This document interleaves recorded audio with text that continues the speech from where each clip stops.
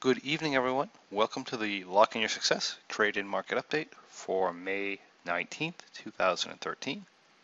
Before we get going, we'd like to remind you that the presentation is for educational purposes only.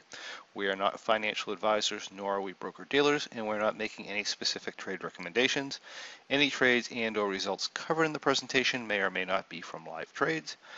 Any computer simulated trade is believed to be represented as accurately as possible. However, there may be differences between that and live trading. The risk of loss in trading options can be substantial, so please be aware of all your risks prior to placing any trades. Also, if you're watching this on YouTube, please be sure to visit our trading blog and take a look at the fine programs that we have out. All right, let's get right into things because we had a lot going on in the markets this week. We have, if you remember, we had price targets of 1660 for the SPX, and we were fully bullish last week, and we did come right up to the 1660 level, and we've exceeded it. Our next price target here is going to be the backside of this trend line, 1680 or so. I don't know that we're going to make it, and if you're asking for my opinion on direction of the market, all I can say is it is very, very rare for the SPX to get this high over its 20-day moving average, and it normally doesn't sustain that. So we're definitely due for some sort of at least a move sideways or a retracement. It is possible that we go higher. I would not expect to go higher than the backside of the trend line. So we are still neutral bullish with the possibility of a retracement here, but my bigger feeling is we're going to either consolidate sideways or go higher. I don't think you're going to see a substantial down move, possibly down to the 1650 level, but much more than that, it's not likely. If we take a look at the NDX, we had a price target of 1330 from our price pattern, broadening price pattern, and we are at 3028. This is very close to where we're expecting it to turn around, so possibly a little bit higher. Again, this is way, way overextended here, and definitely due to come sideways. I tend to expect a little bit more of a retracement in the NASDAQ once we actually get to this 3030 level, but again, we are bullish to sideways. As far as the Dow goes, we had a price target here of 15,260, and the Dow just laughed at us and is all the way up here at 15,354. We had, what we were expecting actually is for this to follow this trend line more or less. I think we talked about last week that the market's likely just kind of creep up this trend line, which it's more or less been doing, and it had a nice little push higher than expected here on, it's probably Tuesday, another one on Friday, which put us over our price target. That was the first indication. This is indications that this was going to go higher than its price target was the fact that NASDAQ wasn't at its price target yet, Russell wasn't at its price target yet, and at the time as of Tuesday, even the SPX was nowhere near the price target. So at that point, you'd have to rethink of what your target should be on this. As far as any new targets, I just think we're in clear space here. We could try and draw something in here, which might give us something. Yeah, so he did this, possibly a little bit higher. Same thing here, creeping sideways, bias to the upside. We run out to the Russell. We are not up to our 1,000 price target yet. We are at the backside of the trend line. I didn't think, like I said, I didn't think it was going to get here this quickly, but here we are. We had a very bullish week last week, and same thing here, sideways to creeping up. Wouldn't expect anything too substantial in the pullback department. We shall see. Not that we're not due for it, because we are, but there's just no selling pressure out there. So let's take a look at our positions. We got a lot to talk about with that, and two of them are, or one of them is the results for our May trades since May is over. Let's go over the closed trades first. And the easiest one here is going to be our May V Condor trade. This is what we were sitting like here earlier in the week on Monday. One of the things I did do is I decided to close this out on Tuesday, not because I thought the price was going to go up, because we were overextended. I was able to close it for more than what my expiration line was, and I thought the market might back off. So I decided to close it. Had I held this, we would have actually made more money because I could have held and expired and been up here in the high threes, almost maybe $4,000 range. However, I ended up closing this early on Tuesday and closing it out for a profit of around, and I'll show you the actual results in a little bit, but it's, I think it was around 32 or 3,300. And we just closed this thing down and opened up our June V Condor. So I'll show you the June that was opened since I'm in the same account here. And if we go to end of day on Tuesday, this was how we opened our June position. We were about 10 delta here on the put side. We were about 10 delta on the call side, 30-point wings, added in a long put at 970 and a long call at 970, came in relatively flat delta. This is what the position looked like upon opening. And let's just move this to today and we can show you what, not today, but Friday afternoon. And as of Friday afternoon, if we take a look at our analyzed graph, there were no adjustments. The position's up just a little bit of money here, and it's sitting here looking quite nicely. So that is our July V Condor that we just entered after, and we entered it right after we closed the May, and again the May was closed at a bit of a profit here, about $3,300. If we take a look at our May Bearish Butterfly, what I'm not going to do is go over all the trades on either of these because it was in expiration week. The market was moved up a lot and there were a lot of adjustments. I mean, I can show you the T-log and I'll just kind of run it through so you see the how things progressed here. But let's just go back to Monday. And we did have intraday adjustments here. This was really difficult to make any progress here. It's been $5,000, down $5,000 to $7,500 for quite some time. Finally, the theta just finally overpowered it, and the market just wasn't moving fast enough. It was able to come back to about positive $1,000, but it wasn't until Thursday. So if you take a look at this here, just take a quick look at the T-log here for the week. And you can see I did do a lot of intraday adjustments. And starting on the 14th, you see a lot of movements here. That's what happens in expiration week. It was a pain in the neck week for both this trade and the ROCK trade. One of the things you can do is on the ROCK trade that was gone over thoroughly in the second open house meeting that I had in the group mentoring sessions, and I will post the link to that on in the comments, and you can go ahead and watch that. It's like an hour-long video, and a very large portion of it is just going over the ROCK trade. This trade and the ROCK trade were very similarly positioned through the whole time because that was the best way I know how to get our money back. So if we take a look at this here and we move to Tuesday, you can see the movements. So we had a $10 up day. Obviously, I spent most of the time rolling things up. Here is what the position looked like after Tuesday. And if we run into Wednesday, again, we're still down over $5,500. We have all this theta going on, but we're just not making any money because of the movement. Market stalled here and ended up adjusting. Actually, the market went up during the day. I adjusted up. The end of the day, it whipped back down again, actually put us positive delta here. So here's what the position looks like on the end of Wednesday. If you look at our price chart, I think you can see that. Yeah, we had the gap, and then it just kind of dropped out towards the end of the day.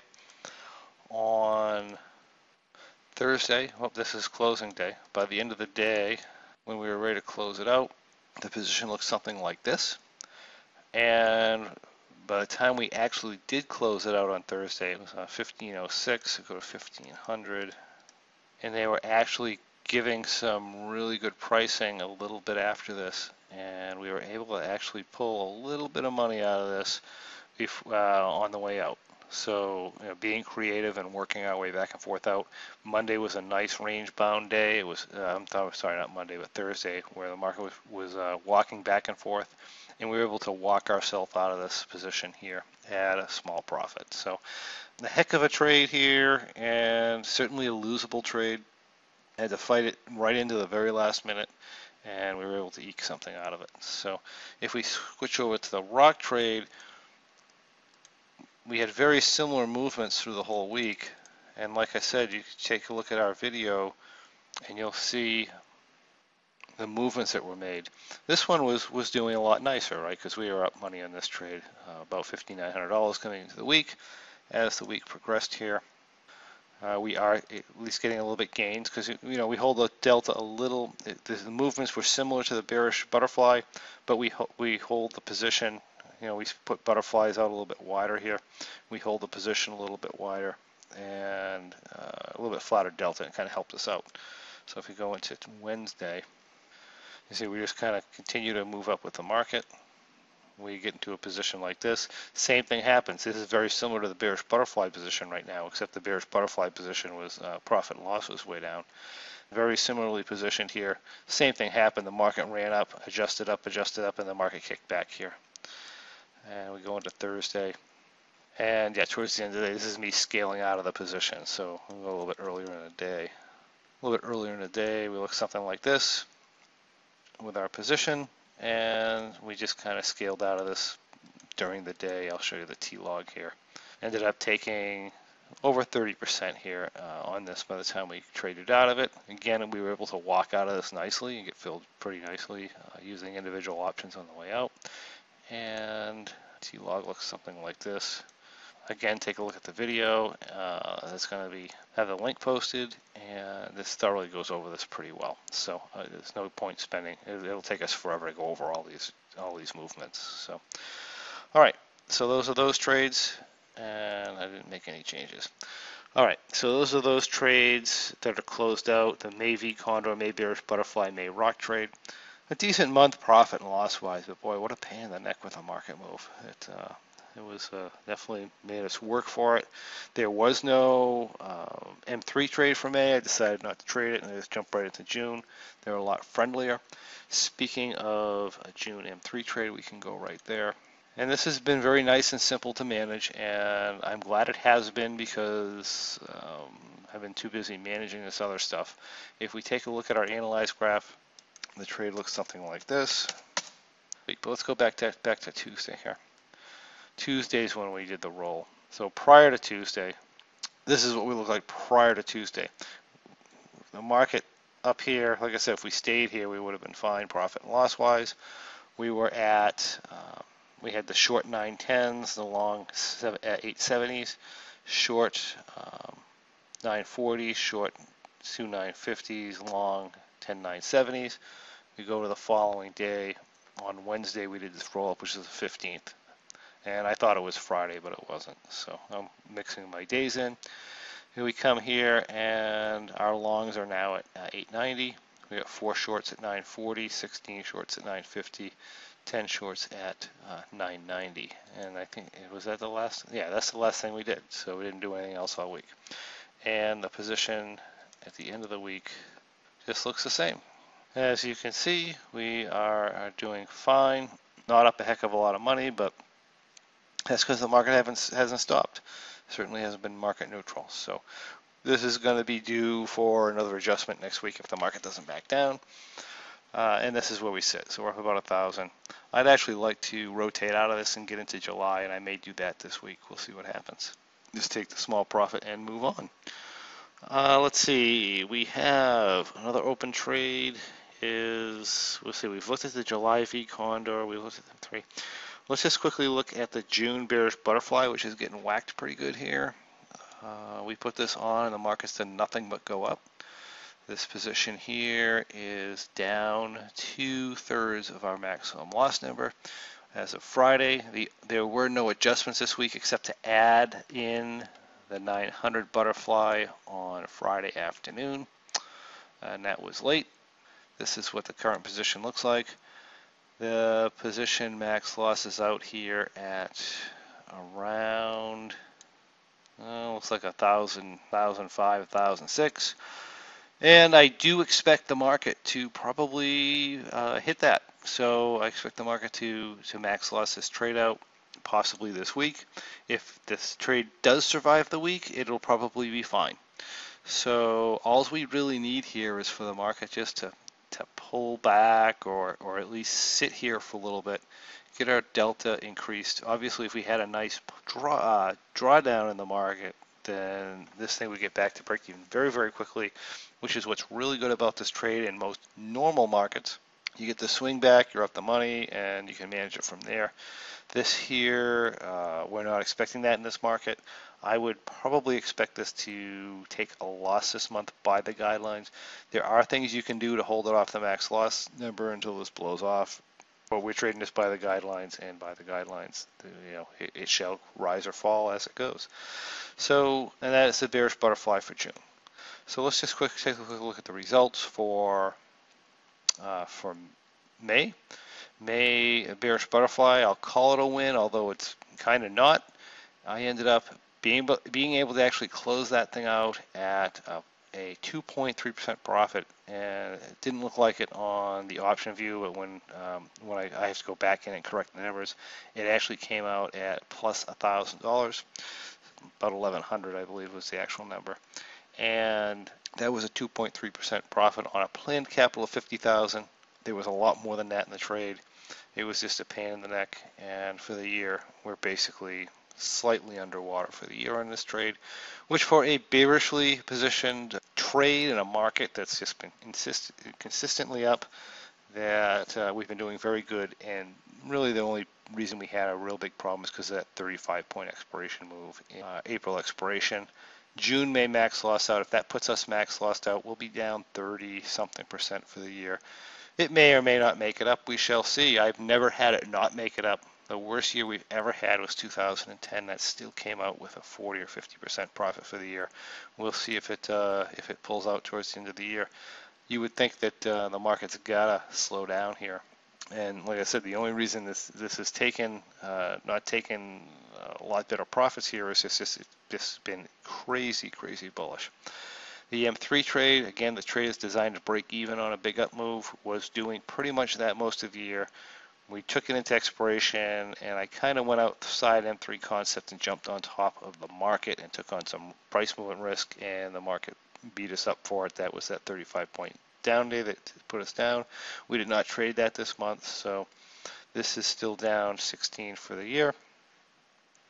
Not a big deal. June trade is going to be probably a small profit, and I would anticipate the rest of the year is probably going to be profitable and pull this positive. I've never seen a negative year with this trade, so fully expecting us to go positive by then. The ROCK trade has just been doing fantastic for me. I've been hitting this every month. Of course, this is the most subjective trade, right? The guidelines are very flexible, where they allow you a lot of flexibility. I've been taking advantage of that flexibility, taking advantage of the up market, and this has been doing fantastically well, up 88% for the year. And of course, the V trade, which is a very simple trade, but does well in bullish grinding markets. Although June's in a little bit of trouble, which we can go over that. We got to go over the June V trade. June is actually in a bit of trouble right now because this move has been so aggressive. And when you have a trade that's more or less designed for an up move, when that's in trouble, then the market has been extremely aggressive to the upside. But as far as closed trades, you got a 2.7. February was another month like this month where you had this incessantly up move, and that was a very small percentage return, but March was 7.9 and April 6.6 and 6.5 for May, so that's up 24% for the year.